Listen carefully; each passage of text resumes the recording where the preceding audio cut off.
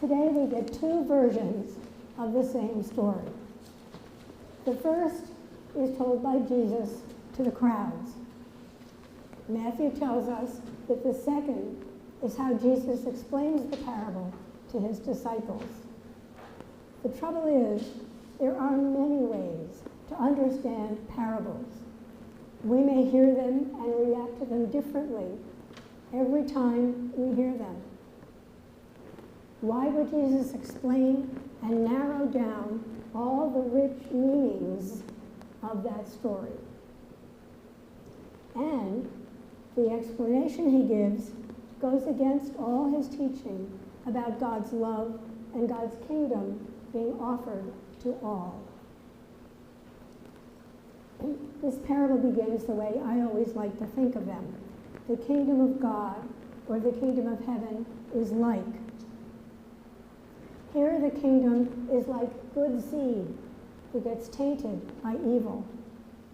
Jesus said that the plants look alike, so don't try to fix it. Only God can do that. Look at the picture I gave you, wheat or weed. With the weed, called darnel, in Jesus' story, we can't tell them apart until the harvest. Someone at the end of the 8 o'clock service said, okay, wheat or weed? And I said, I don't know. They look alike. And she said, oh, I thought it was a trick question. It's a trick because to God, everybody looks alike, not to us.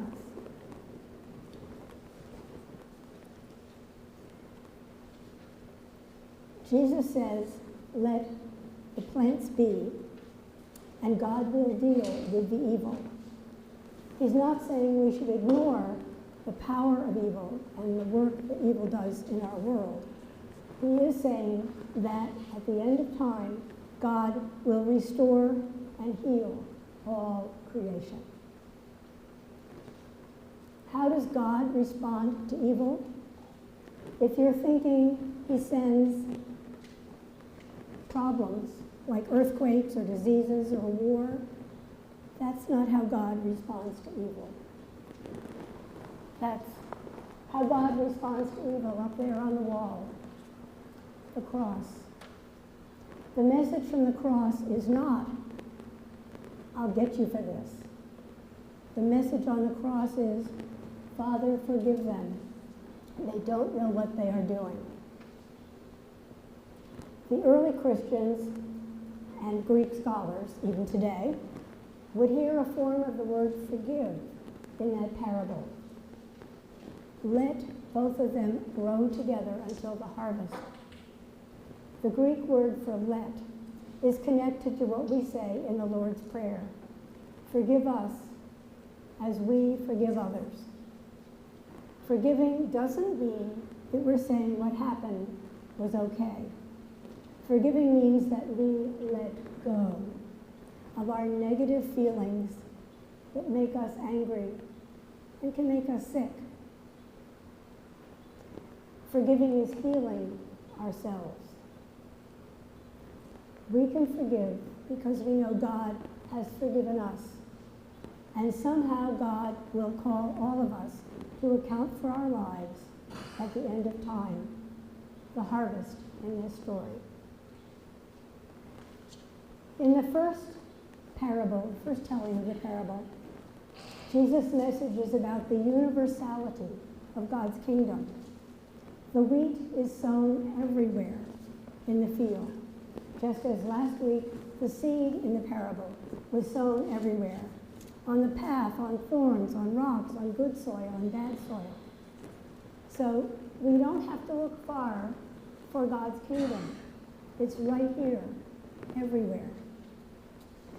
We also don't have to look far for the power and the influence of the evil one. The weeds also are everywhere in the field. But look again at the picture I gave you.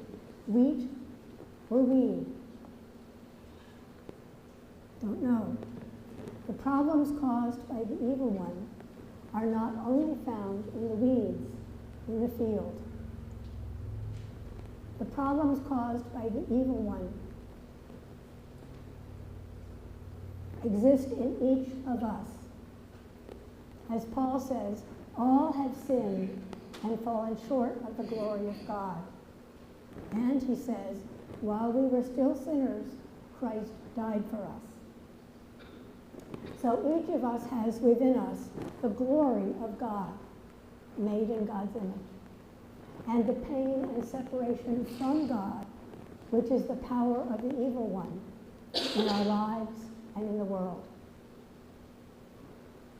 So both good and evil are everywhere and with and in everyone. And everyone, everywhere, is being called by God to be loving and forgiving, to be God's image in the world. But that's often hard for us humans to deal with. We tend to be a bit more judgmental than that. It was as hard for the first followers of Jesus as it is for us. So we have another story given us by Matthew that probably shows how the early church reframed that parable that Jesus told. As I said, the parable we heard at the first part of the gospel is about universality, about forgiveness and trust. The early church said, woe to those ideas, and the sin of judgment and pride and revenge took over as people wanted to trust in themselves instead of trusting God. The second telling of the parable completely contradicts what Jesus says everywhere. So the words of condemnation and judgment cannot be from Jesus, even though they make sense to us because we tend to be more critical and judgmental than God. But they are not what God's kingdom is about. We also tend to think in terms of good and bad.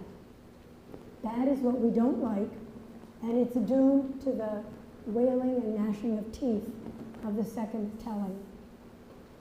God sees beloved children, and when God created our ancestors, he said it was good.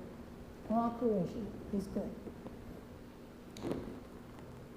God's kingdom is about redemption of all creation, and it's about our salvation. God is stronger than the power of evil. God's goodness, forgiveness, redemption, God's love will prevail. One of the messages I get from this parable is for me to be the best wheat I can possibly be, to be loving and forgiving, to be strong in following Jesus, and in turning my back, when I notice it, on the power of the evil one. There are lots of other things that we can get from that parable. So I invite you to ponder and live your response. Amen.